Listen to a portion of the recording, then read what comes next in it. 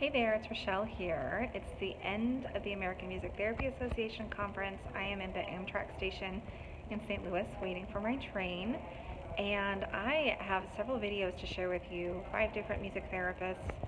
I just asked them to give a 2-minute, this is a day in my life, a little bit of context I'll provide you for each person that I know, and I really hope you enjoy sharing their stories and are grateful. I already expressed gratitude to them for sharing their stories with you. So you're going to hear from Mary Alton, who is from Sound Starts Music in Dallas, Fort Worth area.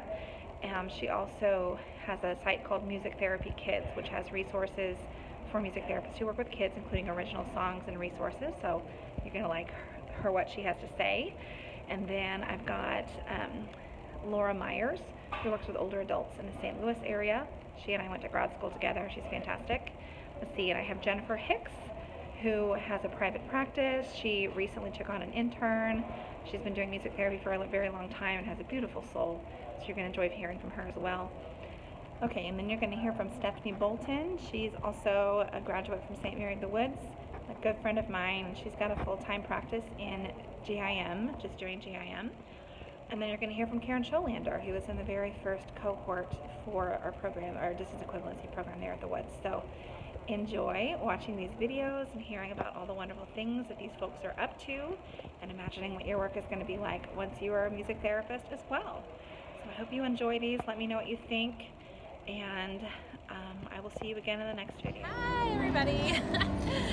So I'm going to tell you about a day in the life of me and my practice. So first of all, I have 2 kids, and when I wake up at, I don't know, 5:45 every morning, get ready, get them out of the house to school. And so then I'm off to work in some school districts, and I do that from about 8 until 12. I do individual sessions, group sessions. Sometimes they're back to back.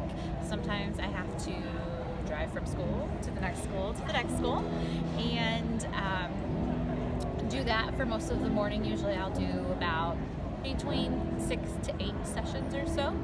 I finish around 1 o'clock or 2 o'clock, and then I have this little magical afternoon break where I have to get everything I need to get done in like 1 or 2 hours.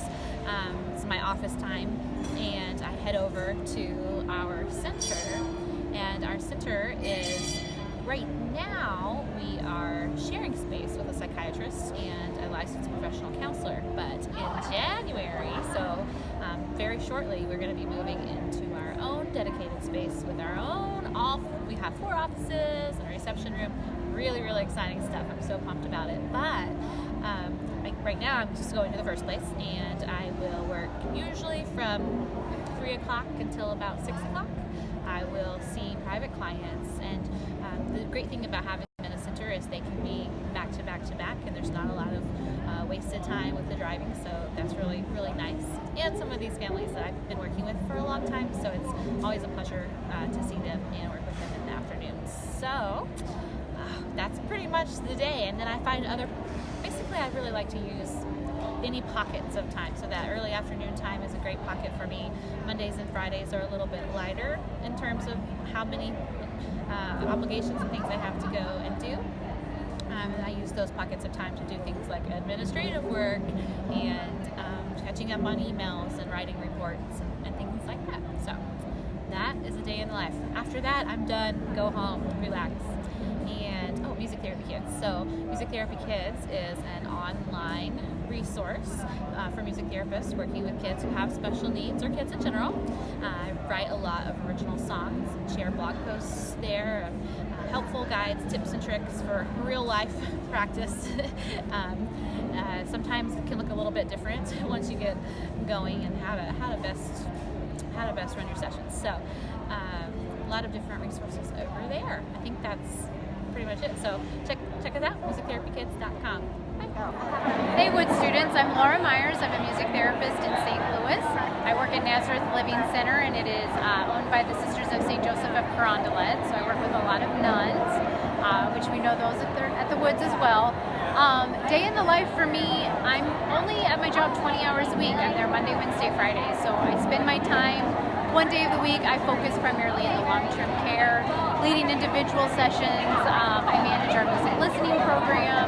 I have large groups, small groups, you name it, I do it. And then on Wednesdays I typically head over to our memory care where I have a large group session. We use the piano. We just got a new digital piano over there, so we can use that with the residents as well. We do chimes, we do drums, and then on Fridays I focus with our assisted living residents, and I've got exercise to music groups. I do more music educational groups with them, so we do musician biographies once a month. I do a chair Tai Chi group with them, and even with my memory care as well. Like I said, I'm only there 20 hours a week, so I try to fit 40 plus hours of work into that time, but I absolutely love it.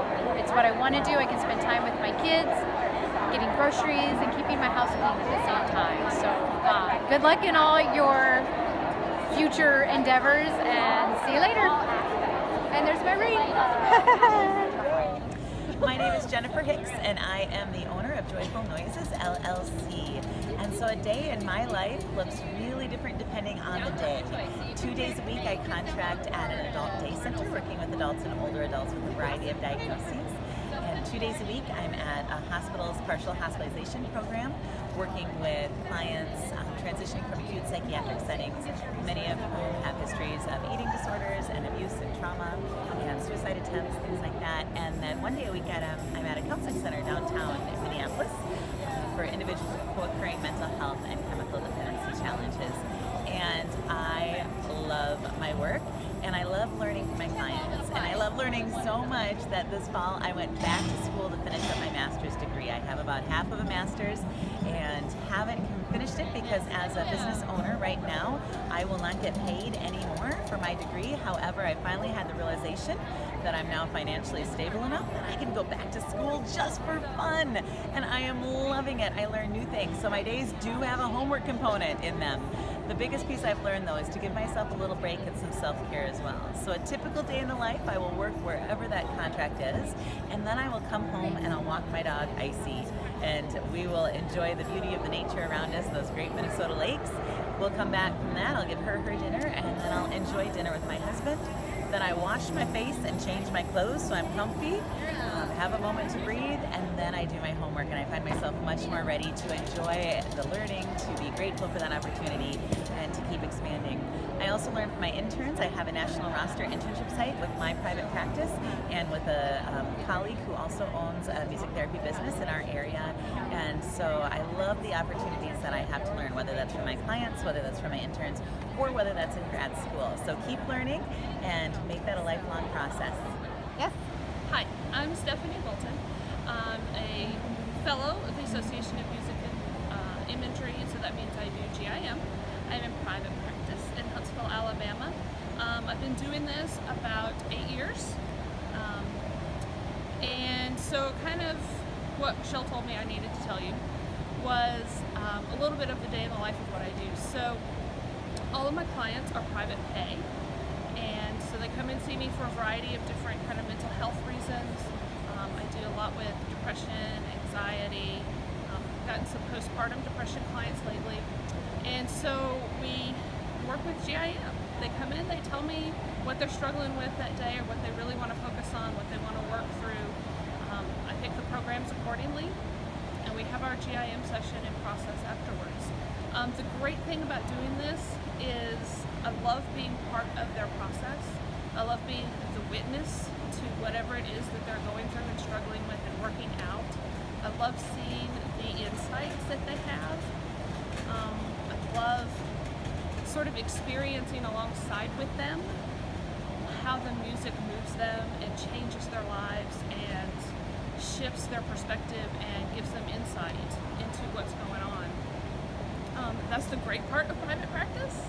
The part I love, the part I don't like so much, sometimes is the marketing, advertising, being on social media like all the time, because that can be kind of a drag, but it's a necessary part of doing what I do.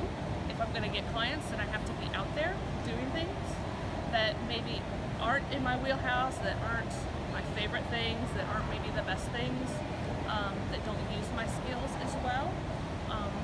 But I've learned that I need to do that, and so I've worked really hard at exercising those networking muscles. So I hope this has been useful for you. You can always call me anytime. You can contact me through Michelle. I'm happy to answer questions or phone calls or emails or whatever you've got. So thanks. All right. Okay, hi, I'm Karen. I am a graduate of St. Mary of the Woods Distance Program. I was in the first cohort, and I am 3 years certified, and I work for a hospice company in Dallas.